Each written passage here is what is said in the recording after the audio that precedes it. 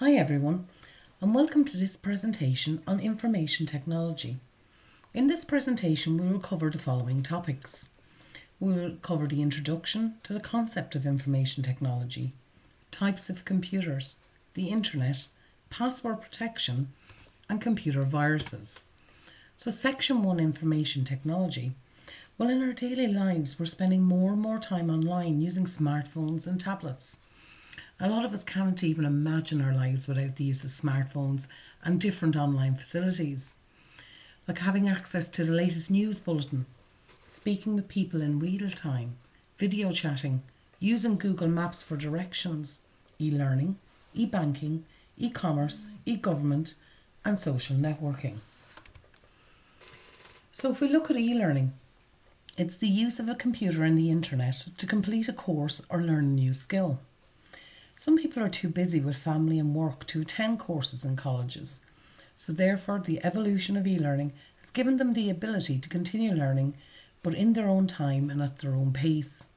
As you can see, there's many advantages to that, such as you can study at home in your own time with the use of mobile technology. It can be cheaper and it's available 24/7.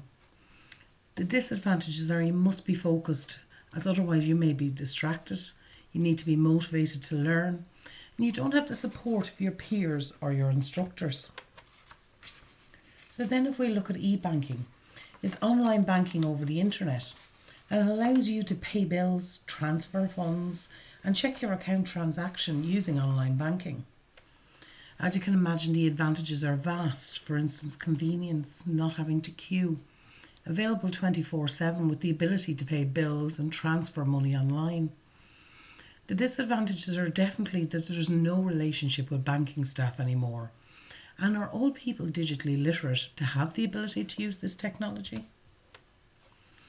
E-commerce.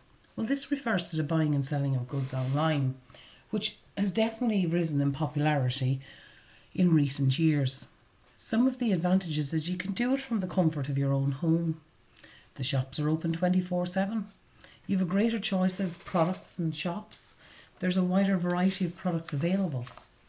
Disadvantages, well, one, you definitely have to wait for the delivery. You can't try it before you buy it. Giving your credit card details over a non-secure website means that these details can be stolen, and it could take longer to get your money back. Then if we look at e-government, also known as eGov, whereas the use of technology by our government as a platform for exchanging information, providing services and transactions with citizens and businesses and other arms of the government. So yes, the advantages have to be, once again, access 24/7. For instance, paying your motor tax online rather than having to go into some of those long queues, applying for social welfare, and you can download forms relating to government online. Disadvantages, well, in some cases we do need face-to-face contact, and then not everybody is comfortable disclosing personal information online. Then if we examine social networking, which is a way of using your computer to talk to others, share pictures, videos, messages, or post information. So some of the advantages of that are we can make new friends, share information, keep in touch with family and friends abroad. It's free to use, and businesses can promote their products and services. Some of the disadvantages we need to be aware of is young people can be groomed. Are you sure of who you're speaking to? Privacy is definitely not guaranteed, and it can be addictive. So section 2, computers. Well, as we know, computer is an electronic device that allows us to manipulate information, and it carries out 4 functions. It accepts data, the input from the user. It processes this input. It produces the output, and then once it's finished, it stores the results. So types of computers. Well, the types of computers are certainly not limited to the ones here. But firstly, we have here the personal computer. Now, the personal computer can be found in small offices and up to recent years in homes. A network device basically is any 2 devices that are connected together for a purpose. Then we have our laptops, tablets, and our smartphones. So at this stage we need to look at hardware and software. So hardware refers to the physical parts of the computer, anything you can touch or you can feel, such as your monitor, your keyboard, your mouse, your printers, your speakers, your scanners, any of these devices. Whereas software gives the hardware instructions to carry out a task. So to put it simply, it's all the programs that we use, okay, that we interact with, such as Microsoft Windows, Microsoft Word, Internet Explorer, and Google Chrome. So there's two types of software. We have system software. Now this is the software that comes pre-installed from the manufacturer with the hardware. And without this, unless we understood computer language, we wouldn't be able to interact with the computer itself. So you have Apple's iOS system software and you have Windows. So at the moment we're up to Windows 10.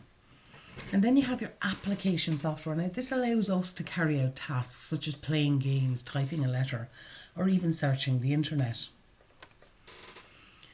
So at this point, we have mentioned input and output. Let's discuss this a little bit more in depth. So input is the information that we put into the computer, such as typing using our keyboard. And then after that, it produces the output, which is the results on screen. Then if we consider cloud storage. So if you consider our mobile devices, they allow us to back up information. Okay, they sync our information and store that in what we refer to now as the cloud, and we've become more and more reliant on this. But there are many other services that cloud storage has made available to us. For instance, Google Docs. So section 3, the internet. Some people still refer to this as the net, or the worldwide system of network computers. But if we consider it's a network of networks in which users at any one computer can, if they have permission, get information from any other computer and sometimes even talk directly to each other. So the World Wide Web was invented by Tim Berners-Lee about 20 years after the very first connection was established over what we now know as the internet. So then if we look at search engines, and there are special sites on the web that are designed to help us to find information stored on various other sites. And all search engines perform 3 basic tasks. So they search the internet based on the important words that we place in our search. They keep an index of the words they find and where they find them. And this allows us, the users, to look at the words or a combination of words found in that index. And then we have email. So email basically is a way of sending and receiving email. And if we consider, you can register for free email from Yahoo, Hotmail, Gmail, and many, many more. Section 4, password protection. So a password is a way to prove your identity when logging into a computer or a secure website. So it helps us to protect our private information, stop others from accessing your account, and hopefully stop hackers. So they should be hard for others to guess, easy for you to remember, but not the same as any other passwords that you use. Remember, don't use your date of birth, place names, or people names.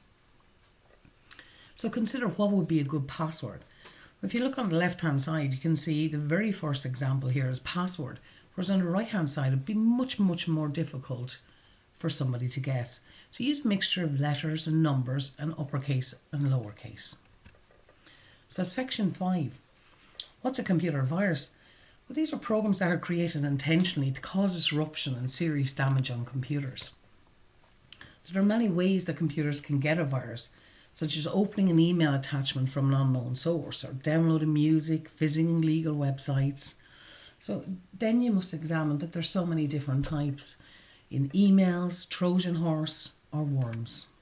So remember, antivirus software is very important. It should be installed on your computer so that it can help to locate and remove viruses and hopefully block any potential threats.